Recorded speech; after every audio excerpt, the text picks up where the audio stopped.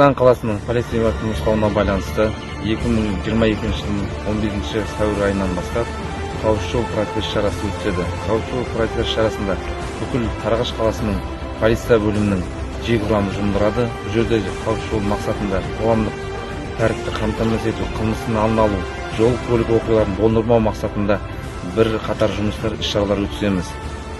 Сарыағаш қаласының тұрғындарынан айтарым, осы шара барысында ешқандай құқық бұзушылық жол бермеу мақсатында әрқашан өзінің және белгілерін, жол ережесін сақтау, қылмысқа жүгіну, қандай да бір қылмыс болған жерде 102-ге хабарласып айтуларыңызды сұраймын.